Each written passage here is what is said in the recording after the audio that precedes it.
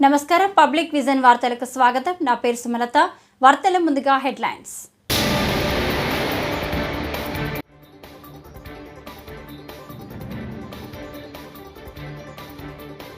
ఢిల్లీ సీఎంగా రేఖా గుప్తా ప్రమాణ స్వీకారం.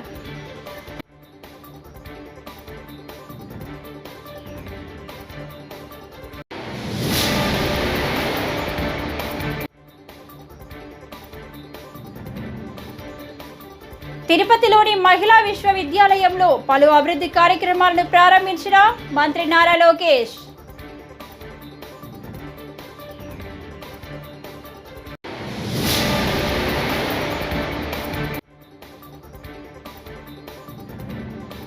వైఎస్ జగన్ కు రక్షణ కల్పించాలని గవర్నర్ను కోరాం. బొత్స సత్యనారాయణ వెల్లడి.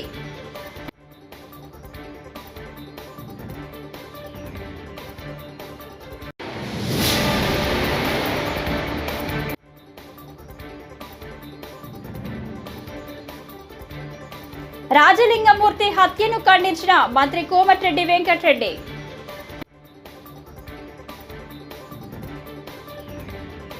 ఇక డీటెయిల్స్ చూస్తే ఢిల్లీ ముఖ్యమంత్రిగా రేఖా గుప్తా ప్రమాణ స్వీకారం చేశారు. గురువారం మధ్యాహ్నం రామ్లీలా మైదానంలో జరిగిన కార్యక్రమంలో డిప్యూటీ సీఎంగా పర్వేష్ వర్మ, అసెంబ్లీ స్పీకర్గా విజయేంద్ర గుప్తా, పలువురు మంత్రులు కూడా ప్రమాణ స్వీకారం చేశారు.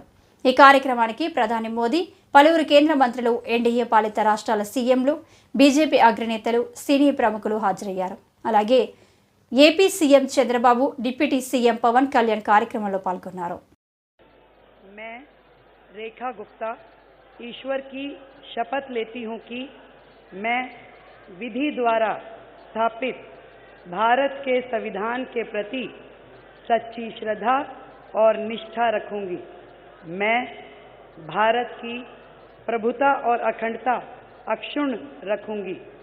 मैं मुख्यमंत्री के रूप में अपने कर्तव्यों का श्रद्धापूर्वक और शुद्ध अंतःकरण से निर्वहन करूंगी तथा मैं भय या पक्षपात, अनुराग या द्वेष के बिना सभी प्रकार के लोगों के प्रति संविधान और विधि के अनुसार न्याय करूंगी. मैं रेखा गुप्ता ईश्वर की शपथ लेती हूं कि जो विषय मुख्यमंत्री के रूप में मेरे विचार के लिए लाया जाएगा अथवा मुझे ज्ञात होगा, उसे किसी व्यक्ति या व्यक्तियों को तब के सिवाय जबकि ऐसे मुख्यमंत्री के रूप में अपने कर्तव्यों के समय निर्वहन के लिए ऐसा करना अपेक्षित हो, मैं प्रत्यक्ष या अप्रत्यक्ष रूप से संसूचित या प्रकट नहीं करूंगी.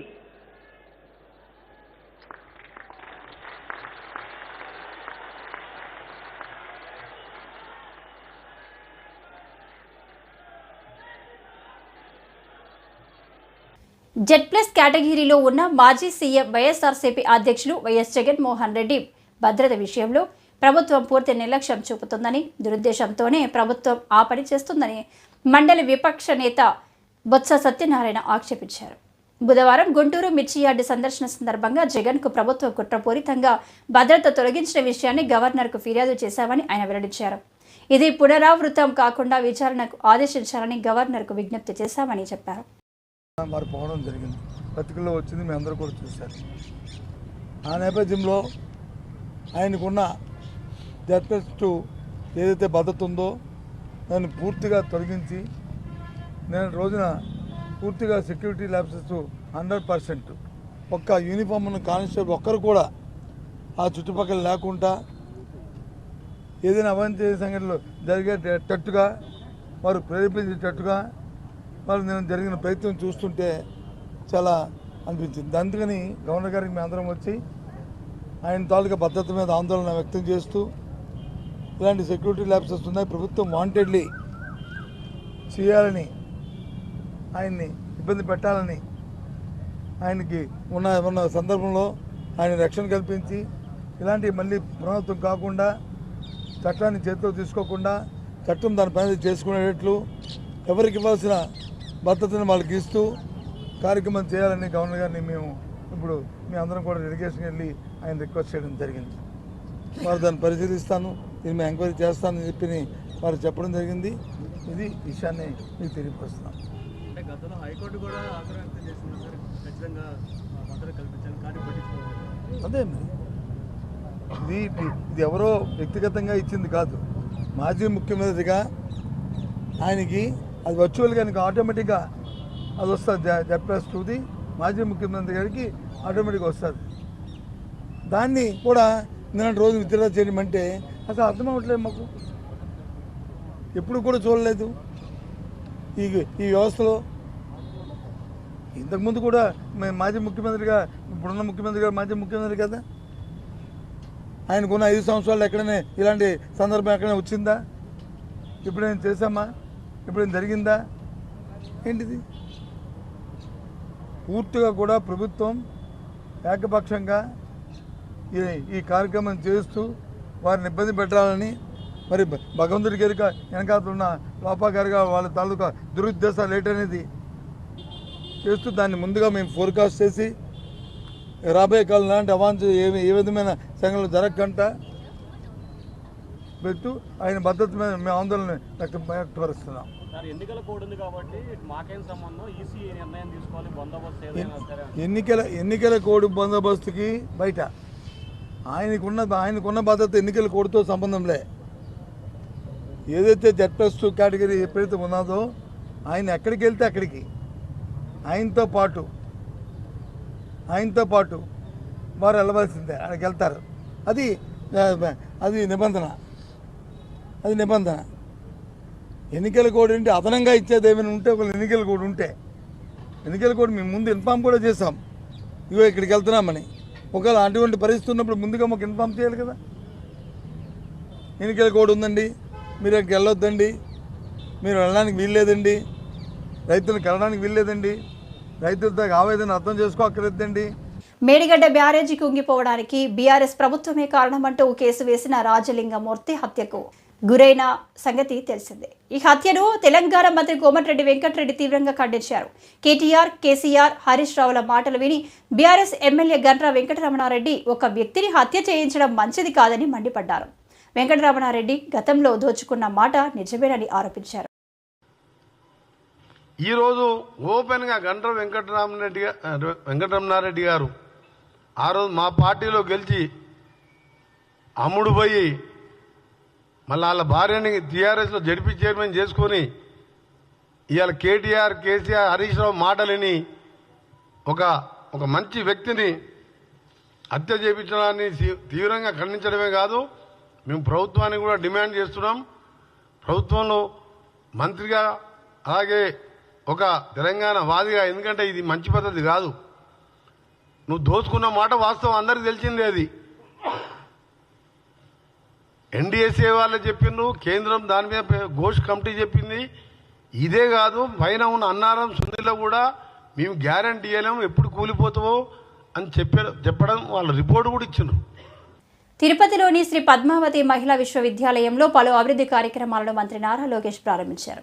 కేంద్ర రాష్ట్ర ప్రభుత్వాల నిధులు 5.72 కోట్లతో నూతనంగా నిర్మించిన ఖేలో ఇండియా మల్టీపర్పస్ ఇండోర్ స్టేడియాన్ని మంత్రి రాంప్రసాద్ రెడ్డి, షాప్ చైర్మన్ రవి నాయుడుతో కలిసి ఆయన ప్రారంభించారు. క్రీడాకారులతో మంత్రి లోకేష్ కాసేపు షటిల్ ఆడారు.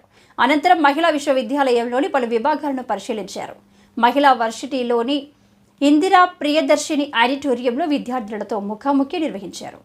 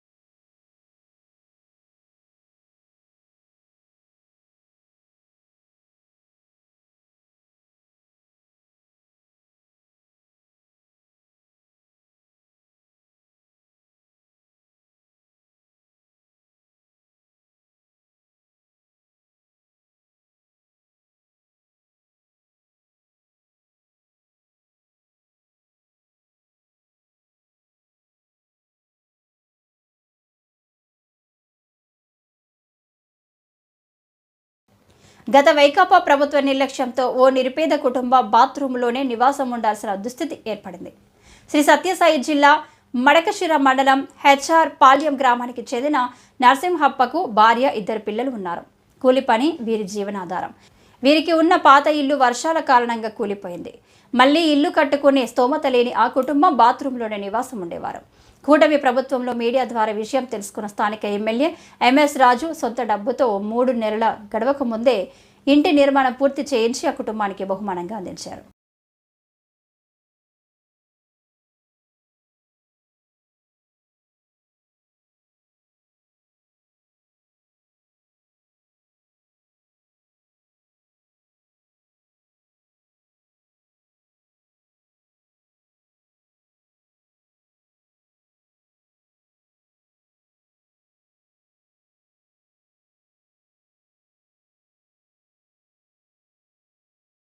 నరసింహమూర్తి అనే కుటుంబం గత 8 సంవత్సరాల నుంచి బాత్రూంలో నివసిస్తున్నారని చెప్పేసి మీడియా కథనాలు రావడం జరిగింది 5 నెలల క్రితం. మీడియాలో వచ్చిన రోజే ఆ కుటుంబాన్ని పరామర్శించి కొంత ఆర్థిక భరోసా కల్పించి అక్కడి నుంచే కలెక్టర్ గారితో మాట్లాడి ఈ స్థలం పట్టా ఇప్పించడం జరిగింది. పట్టా ఇప్పించిన తర్వాత సొంత డబ్బులతో ఇంటిని నిర్మించి ఈరోజు గృహప్రవేశం చేసి వాళ్ళకి అప్పగించడం జరిగింది. గతంలో ఉన్నటువంటి మాజీ ఎమ్మెల్యే 2 సార్లు పరామర్శించి అధికారుల మీద హుకం జారీ చేసినప్పటికీ వాళ్ళకి సొంతింటి కలగానే ఉంది. ప్రజాప్రతినిధులు బాధితుల దగ్గరికి వెళ్లినప్పుడు న్యాయం జరుగుతుందనేటువంటి భరోసా కల్పించాలనే ఉద్దేశంతోనే ఆ కుటుంబానికి ఈరోజు ఇల్లు నిర్మించి ఇవ్వడం జరిగింది. నరసింహమూర్తి కుటుంబం ఎక్కడో బెంగళూరులో కూలి పనికి పోయి జీవనం పోసుకునేటువంటి కుటుంబం. 2 పిల్లలు, 8 సంవత్సరాలు బాత్రూంలో, చిన్న బాత్రూంలో 8 సంవత్సరాలు నివాసం ఉండడం ఇది నిజంగా దురదృష్టకరం. మనసును కలించి వేసి ఈ నిర్ణయం తీసుకోవడం జరిగింది. సొంత ఇల్లు నిర్మించి ఇవ్వాలని చెప్పేసి సంకల్పించి ఈరోజు వాళ్ళకి ఇంటిని అప్పగించడం జరిగింది. వైఎస్ఆర్సీపీ అధ్యక్షులు వైఎస్ జగన్మోహన్ రెడ్డిపై ఓ చిన్న పాప ఆప్యాయత చూపిస్తే అది కూడా ఐటీడీపీ వాళ్ళు ఓర్వలేక ట్రోల్ చేస్తున్నారని వైఎస్ఆర్సీపీ మహిళా విభాగం రాష్ట్ర అధ్యక్షురాలు వరదు కళ్యాణి మండిపడ్డారు. మహిళలు, చిన్నారులను ట్రోల్ చేస్తే వారిని కఠినంగా శిక్షిస్తామని చంద్రబాబు, పవన్ కళ్యాణ్ బీరాలు పలికారు. మరి ఇప్పుడు చిన్న పాపను ట్రోల్ చేస్తున్న వారిపై ఏం చర్యలు తీసుకుంటారో చెప్పాలని ఆమె డిమాండ్ చేశారు. వైఎస్ జగన్ను కలిసిన విద్యార్థినిపై ఐటీడీఏ నేతలు సైకోల్లా వ్యవహరించడాన్ని ఆమె తీవ్రంగా ఖండించారు. వైఎస్ఆర్సీపీ అధినేత అయిన జగన్మోహన్ రెడ్డి గారి మీద అభిమానం చూపించింది అని ఒక చిన్నారి మీద ఐటీడీపీ వాళ్ళు చాలా దారుణంగా ట్రోల్ చేస్తూ ఉన్నారు. దీన్ని మేము తీవ్రంగా ఖండిస్తూ ఉన్నాము. ఇది చాలా అన్యాయం. ఒక చిన్న పాప జగనన్న మీద తన అభిమానాన్ని చూపిస్తూ అంత ఆప్యాయత కురిపిస్తే దాన్ని తట్టుకోలేక ఐటీడీపీ వాళ్ళు ఈ సోషల్ మీడియాలో చాలా దారుణంగా ట్రోల్స్ చేస్తూ ఉన్నారు. చంద్రబాబు నాయుడు గారైనా పవన్ కళ్యాణ్ గారు కూడా చెప్పారు, మహిళల మీద, చిన్నారుల మీద ఎవరైనా సోషల్ మీడియాలో ట్రోల్స్ చేస్తే వాళ్ళకి కఠినంగా శిక్షిస్తాము, జైల్లో వేస్తాము, కేసులు పెడతామని. మరి ఈ వ్యవహారంలో ఈ పాప మీద ట్రోల్స్ చేసిన వాళ్ళకి ఎంతమంది మీద కేసులు పెట్టారు, ఎంతమందిని జైల్లో వేశారు అని నేను అడుగుతూ ఉన్నాను. గతంలో కూడా తీసుకుంటే జగనన్న ముఖ్యమంత్రిగా ఉండేప్పుడు జగన్మోహన్ రెడ్డి గారు ఇళ్ల పట్టా ఇచ్చారు అని చెప్పి ఆనందం వ్యక్తం చేసినందుకు గీతాంజలి అనే అమ్మాయికి విపరీతంగా ట్రోల్స్ చేసి ఆమె ఆత్మహత్య చేసుకునేట్టుగా ఈ ఐటీడీపీ వాళ్ళు కారకులయ్యారు.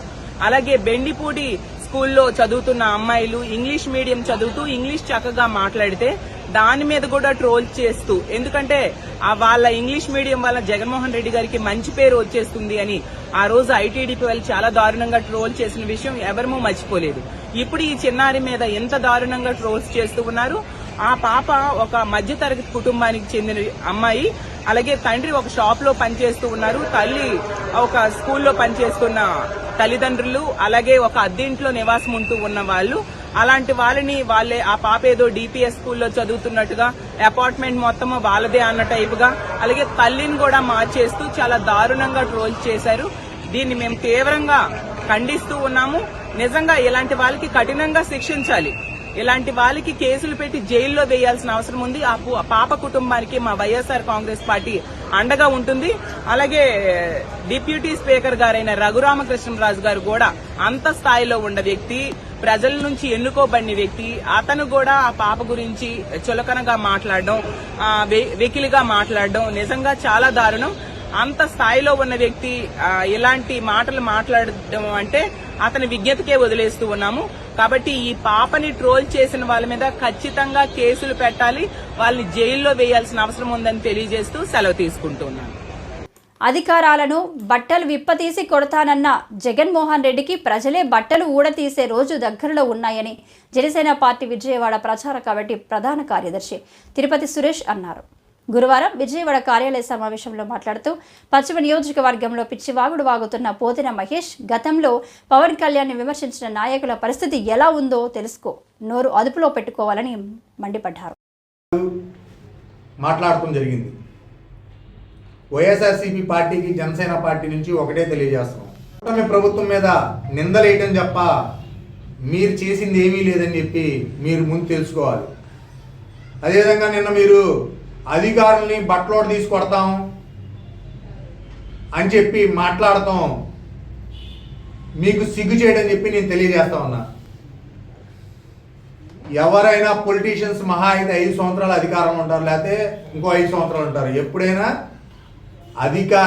అధికారిగానే ఉంటారు. ఆయన ఒక్కసారి ఉద్యోగం వచ్చాక ఆయన డిజిగ్నేషన్ ఎప్పటికీ పెరుగుతూనే ఉంటుంది కానీ తరగదు.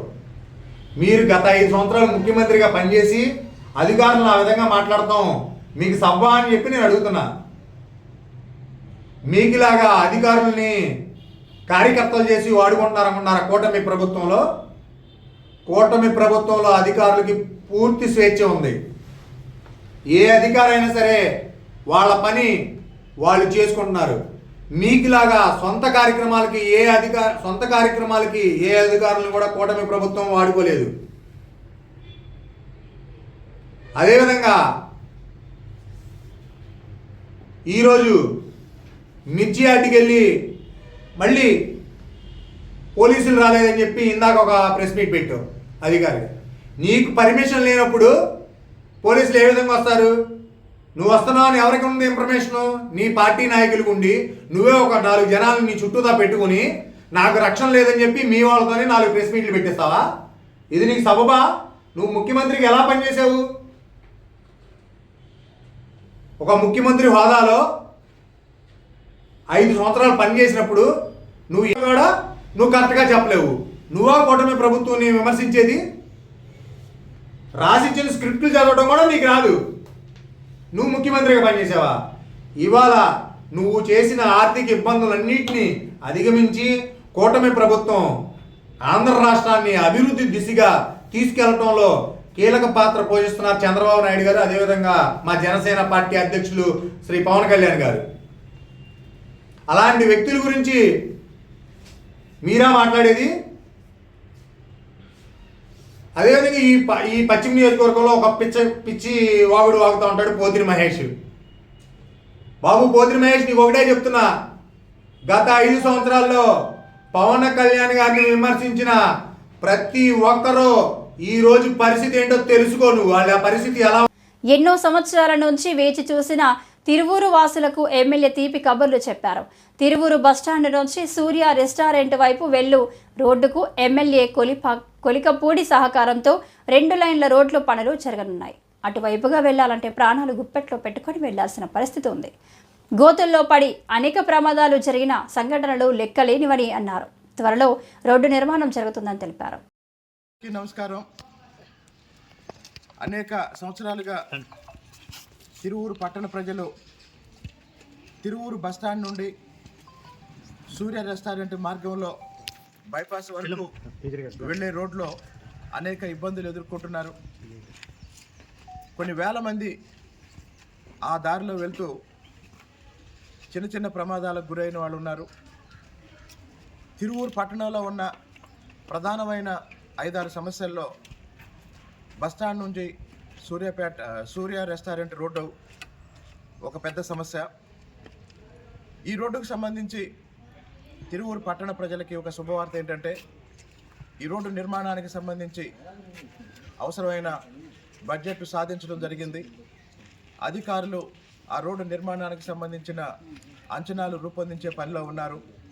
అతి త్వరలోనే తిరువూరు బస్టాండ్ నుండి సూర్య రెస్టారెంట్ మార్గంలో బైపాస్ వరకు 2 లైన్ల రోడ్డు నిర్మించడం జరుగుతుందని ఈ సందర్భంగా తిరువూరు ప్రజలకు తెలియజేయడానికి చాలా సంతోషిస్తున్నాను. వల్లభనేని వంశీని జైల్లో జగన్ ములాఖాతు నిర్వహించి ఆయన మంచివాడని మీడియాకు కితాబు ఇవ్వడం హాస్యాస్పదమని టీడీపీ నేత సురేంద్ర కుమార్ బుధవారం అన్నారు. చంద్రబాబు సామాజిక వర్గాన్ని ఎదగనీయకుండా వంశీని అరెస్టు చేయించడం కొడాలి నాని అవినాశ్చై కక్ష కట్టారు అన్న జగన్ వ్యాఖ్యలను తీవ్రంగా ఖండిస్తున్నామన్నారు. జగన్కు అరాచకవాదులంటే వల్లమాలిన ప్రేమ అన్నారు. అందరికీ నమస్కారాలు. మాజీ ముఖ్యమంత్రి వర్యులు వైకాపా అధినేత శ్రీ జగన్మోహన్ రెడ్డి గారు నిన్న వంశీని జైల్లో కలిసి 45 నిమిషాలు ములాఖత్ అయ్యారు. బయటకు వచ్చిన తర్వాత ఆయన అందగాడని, ఆయన ఏ పాపం చేయలేదని చెప్పి అమాయకుడి పైన తప్పుడు కేసు పెట్టి అరెస్ట్ చేశారని చెప్పి, అదేవిధంగా గౌరవ చంద్రబాబు నాయుడు గారు, లోకేష్ గారు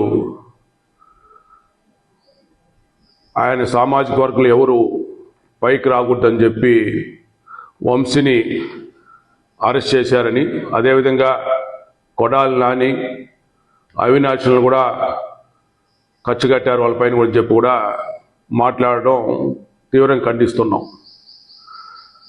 సామాజిక వర్గాల గురించి ప్రస్తావించడం మంచి సాంప్రదాయం కాదు ఎవరికి కూడా.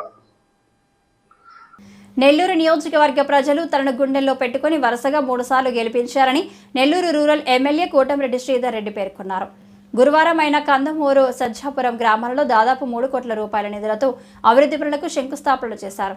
ఈ సందర్భంగా ఆయన మాట్లాడుతూ సజ్జాపురం రోడ్డు ఈ ప్రాంతవాసుల కళని దాదాపు సాకారం చేశామన్నారు. చాలా సంతోషం.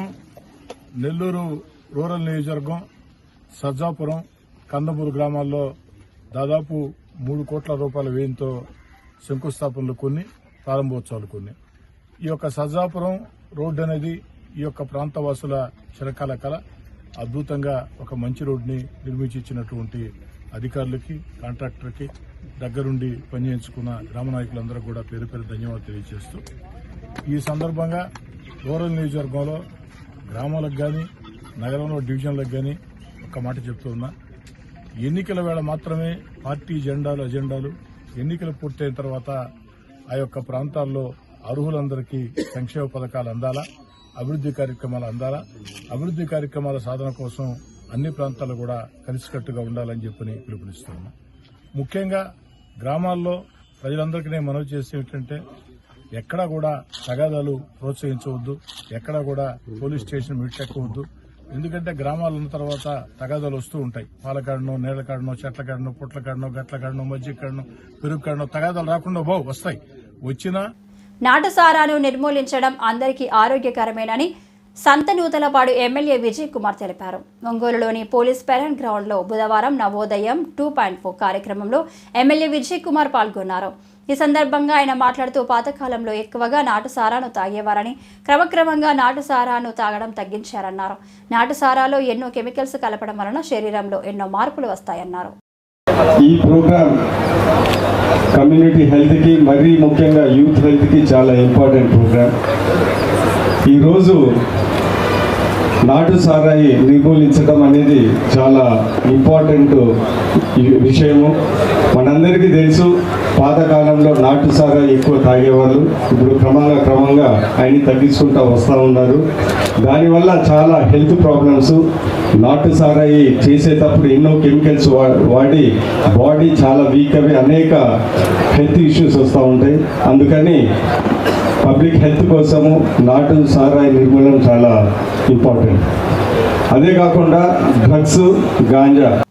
ఈ వార్తలు ఇంతటితో సమాప్తం. నమస్కారం.